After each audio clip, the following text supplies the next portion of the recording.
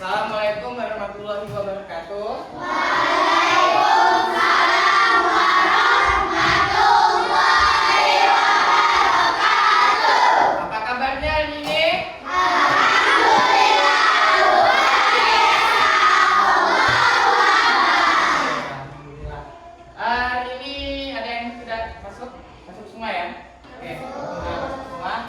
Hari ini kita mau mempelajari tentang berpikir komputasional. Nah, ini tentang materi coding. Nah, kemarin Bapak sudah menjelaskan yang kemarin tentang coding dan kecerdasan artifisial, ya kan? Nah, apa sih kecerdasan artifisial kemarin?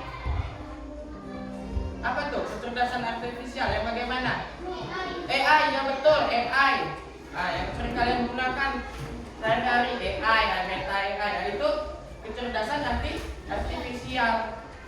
Nah, kemudian kemarin itu Bapak juga ada jelaskan yang mesin cerdas, mesin tak cerdas. Nah, itu bagaimana tuh mesin cerdas? Namanya kan kecerdasan artifisial, jadi dia cerdas. Apa maksudnya? Ya, dia bisa belajar sendiri mesinnya.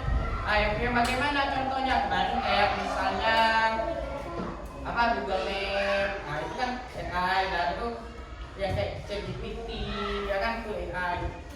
Oke. Nah, hari ini kita mau masuk ke materi tentang berpikir komputasional sebagai dasar coding dan kecerdasan artifisial. Nah, komputasional. Apa sih berpikir komputasional itu? Komputasional.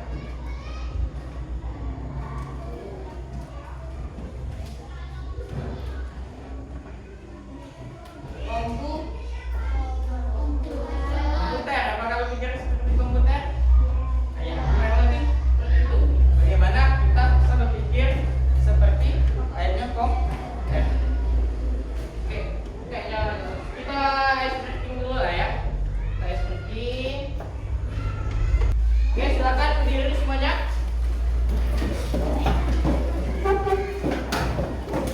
Berdiri masing-masing.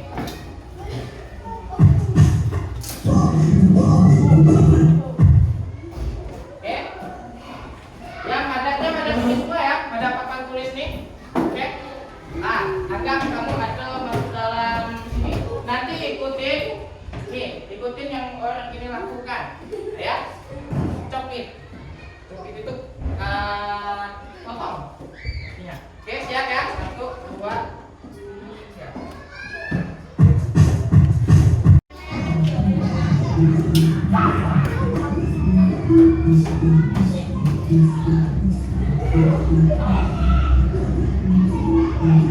Balik.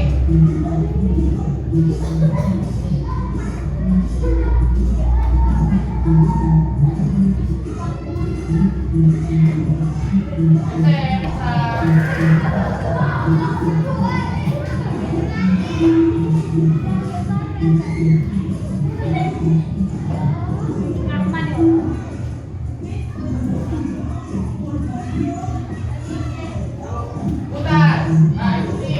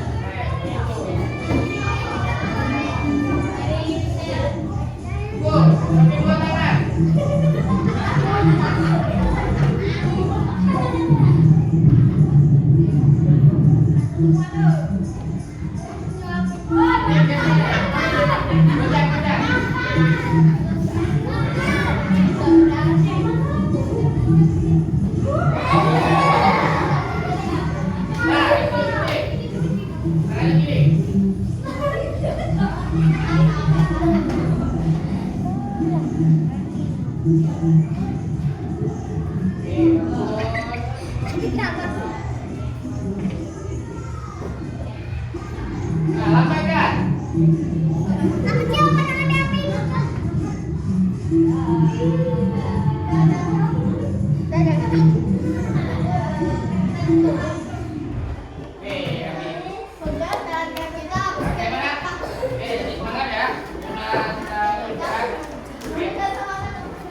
Berpikir komputasional adalah suatu metode atau cara berpikir yang memecahkan masalah rumit secara metodologis, efisien dan logis. Mirip dengan cara seorang ilmuwan komputer membuat empat komponen ataupun 4 pilar utama dalam berpikir komputasional. Ada 4. Yang pertama ada yang namanya dekomposisi, kemudian ada pengenalan pola, ada abstraksi, sama ada algoritma. Nah, ini dia dibagi menjadi 4 karena kita berpikir komputasional. Nah, dekomposisi merupakan proses membagi masalah yang rumit dan besar menjadi komponen-komponen yang lebih kecil dan lebih mudah dikelola. Tujuannya itu agar masalah tidak terlihat menakutkan dan bisa diselesaikan satu persatu. Nah, contoh sehari-hari misalnya masalah besar membuat nasi goreng. Nah, kalian kalau misalnya disuruh buat nasi goreng langsung, kalian pasti merasa tidak, merasa berat gitu kan. Nah, caranya biar tidak berat bagaimana? Kalian pecahkan menjadi bagian-bagian kecil, yaitu dengan menyiapkan bahan-bahannya. Apa yang disiapkan bahan-bahannya? Itu nasi, bumbu, telur, sama yang lain-lainnya. Boleh bawang, boleh daun sop. Nah, kemudian langkah yang kedua yaitu mengiris bahan, mengiris bumbu, mengiris telur, menumis bumbu, sama mencampurkan semua bahan yang dimasak. Nah, itulah yang masuk dengan dekomposisi.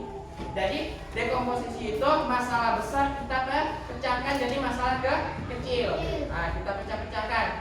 Nah, kalau ini buat nasi goreng. Nah, kemudian misalnya ada acara, misalnya kalian ditunjuk jadi panitia ulang tahun teman kalian. Nah, berat rasanya kalau ditunjuk sebagai panitia langsung? Berat kan? Nah, caranya bagaimana tidak berat?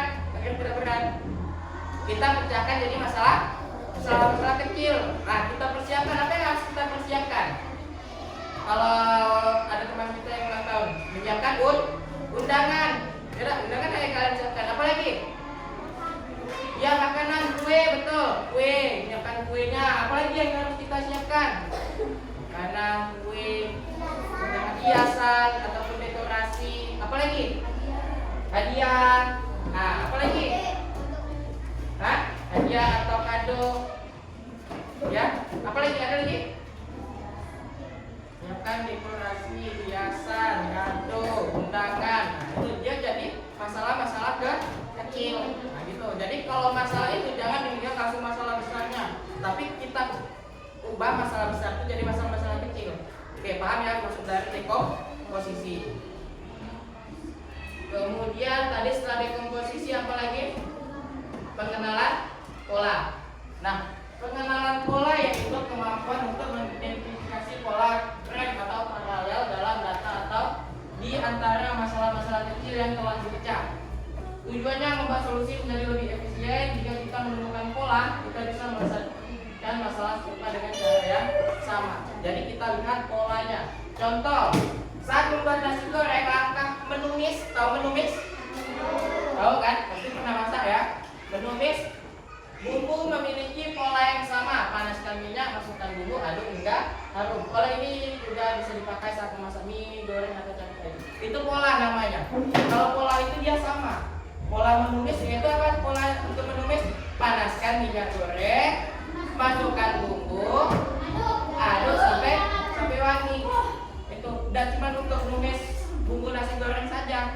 Kalian buat yang lain pun juga sama, polanya tetap sama kan? Menumis tuh apapun lah tumisnya, misalnya sayur kangkung mau kalian tumis, tetap panaskan minyak, apalagi masukkan bumbu, aduk hingga harum. Pokoknya polanya tetap sama, apapun tetap sama. Itu pengenalan pola. Kemudian selanjutnya abstraksi. Nah, abstraksi itu apa sih? Abstraksi yaitu prosedur untuk menghilangkan data yang tidak relevan atau berlebihan dan berkonsentrasi secara eksklusif pada fakta-fakta yang paling krusial. Tujuannya itu agar kita tidak bingung dengan informasi yang terlalu banyak dan bisa fokus pada masalah. contoh sehari-harinya apa? Nah, misalnya di sini contohnya saat mengendarai sepeda kita fokus pada cara mengayuh atau mengayuh. Nah, mengayuh, menjaga keseimbangan dan mengerem. Kita tidak perlu memikirkan bagaimana cara kerja detail setiap gear atau bahan membuat bannya. Nah, itu kalian kalau misalnya mengendarai sepeda, ya kan? Yang harus kalian pikirkan apa? Yang harus kalian pikirkan apa? Fokus. Itu harus fokus. Pikirkan deh yang di jalan. Ada nggak kalian misalnya menggayuh sepeda yang kalian pikirkan masalah macam-macam ban ini bisa dibuat? Apakah kayak gitu? Perlu tidak memikirkan itu saat kalian itu mengendarai sepeda? Tidak perlu kan? Buat apa? Terus juga kalian waktu mengendarai sepeda kalian berpikir, oh besi macam-macam ya cara membuat besi. Perlu tidak pikir kayak gitu? Tidak perlu kan? Buat apa? Nah itu yang namanya abstraksi.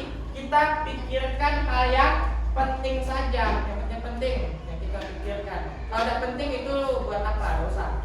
Oke? Itu abstraksi. Kemudian, nah ada yang namanya algoritma. Apa sih itu algoritma? Algoritma adalah serangkaian langkah-langkah atau aturan yang jelas dan berurutan untuk menyelesaikan suatu masalah. Algoritma adalah hasil akhir dari 3 pilar sebelumnya. Ya, ciri-ciri dari algoritma yaitu urutannya jelas, tidak ambigu, pasti berhenti setelah masalah selesai. Contoh dari resep makanan, petunjuk perakitan mainan atau tutorial atau sesuatu. Nah, jadi algoritma ini yaitu dia secara apa? Secara urut. Tahu urut, ada step by stepnya. Contoh kayak tadi, seperti tadi ya. Misal kalian bikin nasi goreng, harus urut tak langkah-langkahnya, ya kan? Nah bisa tak kalau misalnya kalian bikin nasi goreng itu langkah yang kalian lakukan pertama yaitu aduk nasinya. Setelah aduk nasi baru kalian panaskan minyak goreng. Bisa tak seperti itu? Tidak bisa. Ya kan bagaimana yang kayak gitu? Nah tentu dia harus apa? Harus urut. Urutannya apa tadi untuk buat nasi goreng?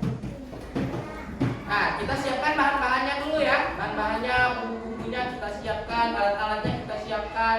Setelah alat dan bahannya siap, apa? Panaskan minyak. Kemudian apa lagi setelah kita panaskan minyak? Nah, bumbu-bumbu tadi kita potong. Setelah minyak panas kita masukkan bumbunya. Kita aduk sampai harum. Nah, itu tadi itu pengenalan pola jatuhnya. Kemudian apa lagi? Kalau sudah harum bumbu tadi, masukkan nasinya, betul, masukkan nasinya. Kemudian baru diaduk. Kalau sudah diaduk, baru apa lagi? Disajikan. Jadi itu urutannya. Tidak bisa kalian misalnya langkah pertama sajikan dulu nasinya. Itu kan aneh kan? Ya aneh. Kemudian setelah nasi disajikan baru panaskan minyak. Kan tidak mungkin seperti itu. Nah makanya algoritma itu harusnya berurutan tuh. Urutannya jelas, tidak ambigu. Oke, paham ya tentang algoritma. Sekarang kerja secara berkelompok. Ini ada kita buat jadi 4 kelompok ya. Silakan gabung.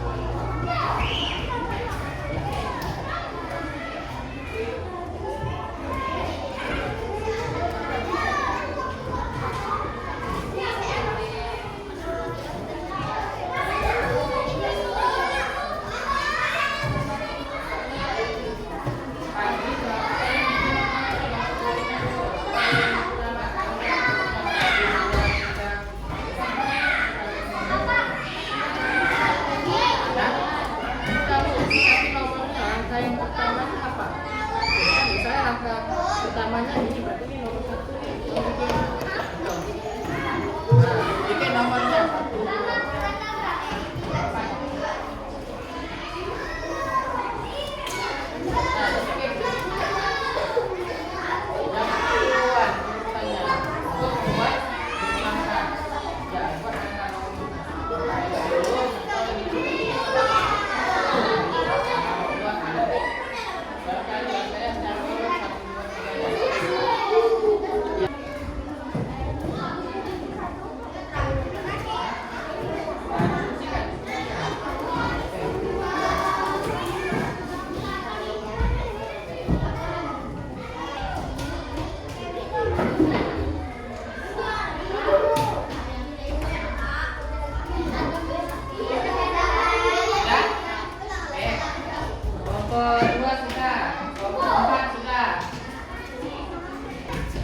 Silakan per kelompok maju ke depan, jelaskan hasil diskusi kalian. Oke, kelompok yang mana yang mau maju duluan? Oke, kelompok 2 mau maju duluan. Oke, silakan. Ayo maju sini. 4, semuanya maju.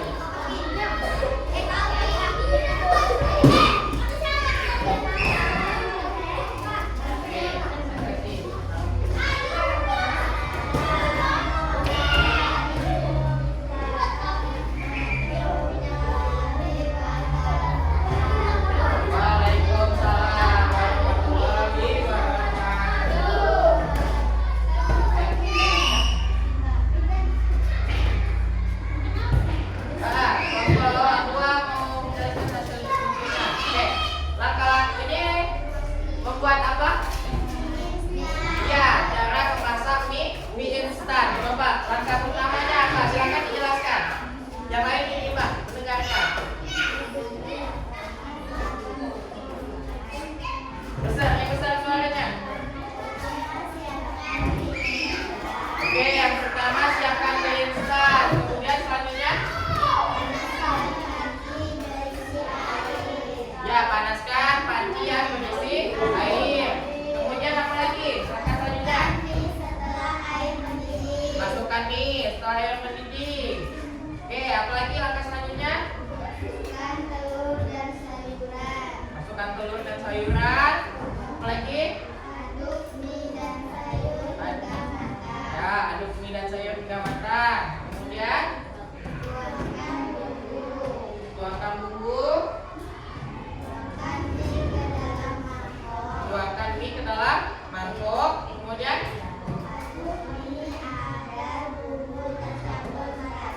aduk mie agar bumbu tercampur. Apa lagi?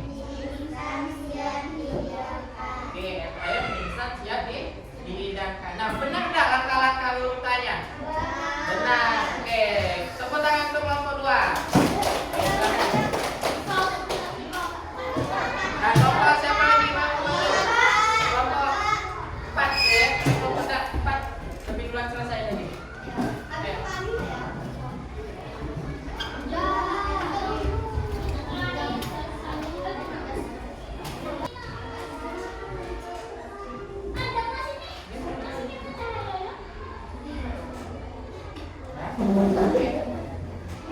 Ada. Dah.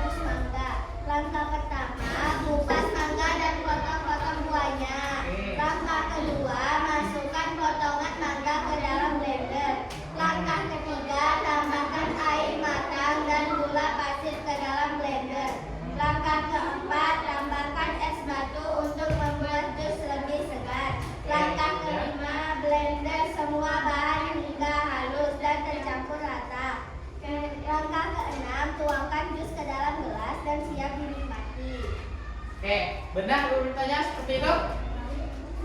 Iya, benar ya urutannya kayak gitu. Oke, tepuk tangan untuk kelompok 3. Assalamualaikum warahmatullahi wabarakatuh. Oke, sekarang kelompok 1 silakan.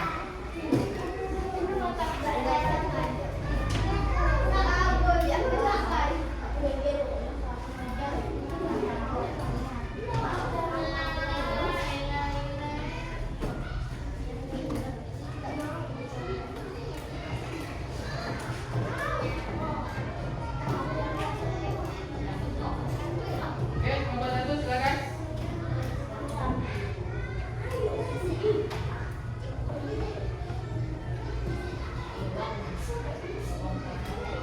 Assalamualaikum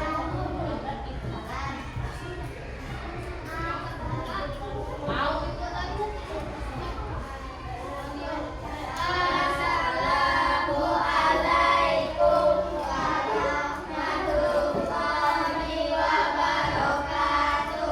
Waalaikumsalam warahmatullahi wabarakatuh. Kami dari kelompok 1 ingin menjelaskan cara membuat susu jamu. Oke, silakan jelaskan.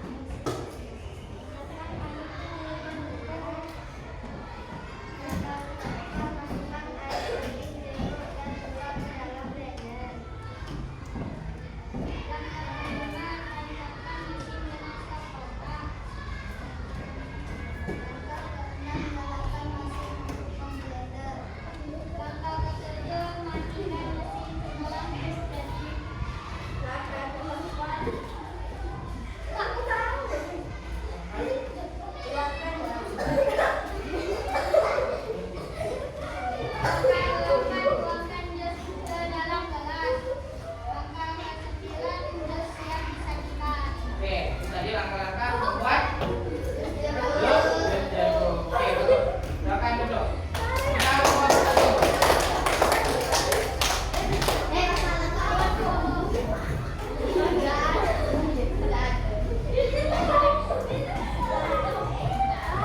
Oke.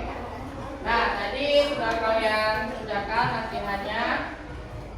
Nah, itu tadi tentang berpikir komputasional. Jadi komputasional itu tadi tuh sebenarnya sudah kamu terapkan sebenarnya. Ya dah.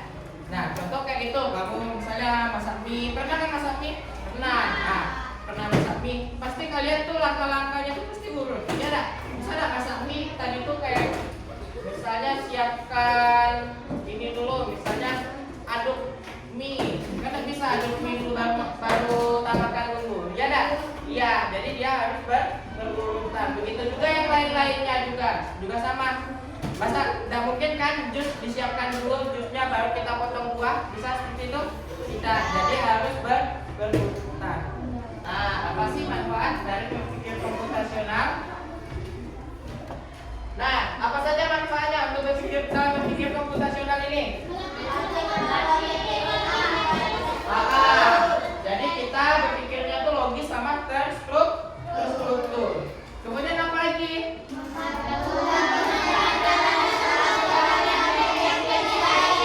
Ya, jadi lebih efisien. Apa lagi? Manfaat selanjutnya yaitu menjadi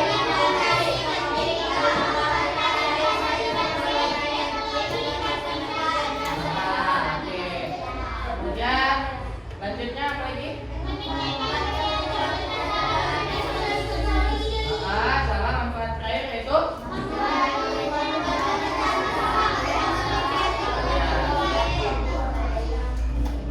itu manfaat dari berpikir komputasional. Oke, sekarang mari kita simpulkan dari yang kita pelajari hari ini tentang berpikir komputasional. Berpikir komputasional itu adalah alat bantu berpikir yang bisa digunakan untuk menghadapi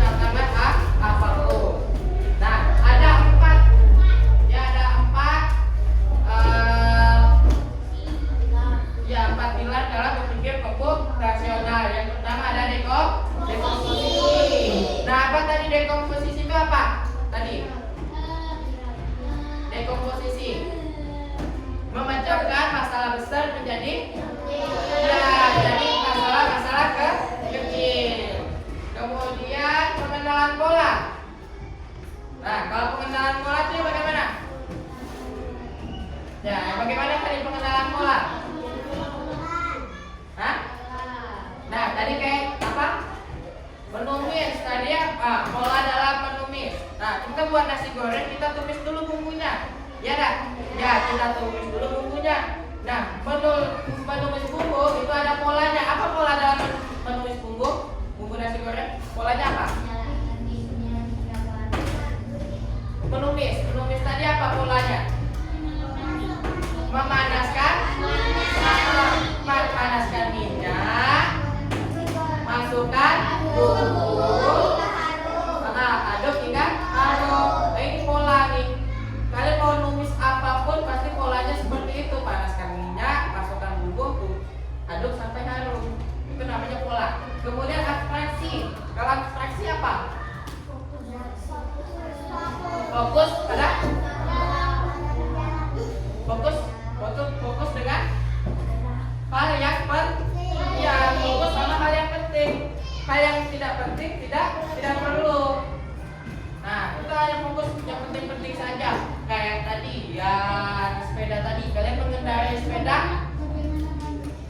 Nah, bagaimana tuh? Kalian mengendarai sepeda hanya fokus pada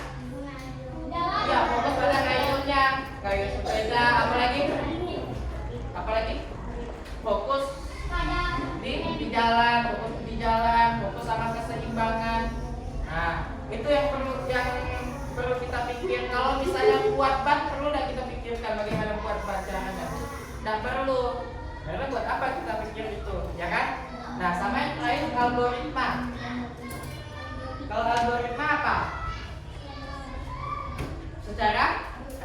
Iya betul Pak Kia. Secara berurutan, ada step by step. Itu namanya algoritma. Sama yang kamu kerjakan tadi. Terus secara algoritma tidak mungkin menyiapkan ini nasi disajikan dulu baru kita siapkan bahan, ya kan?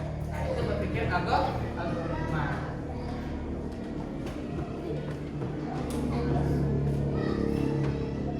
Oke, nah materinya seperti itu. Oke, sudah paham tentang berpikir komputasional? Nah, oke, kalau sudah paham, kita sambung lagi di minggu selanjutnya pada materi selanjutnya. Oke, Bapak Rizal cukup sekian. Terima kasih. Assalamualaikum warahmatullahi wabarakatuh.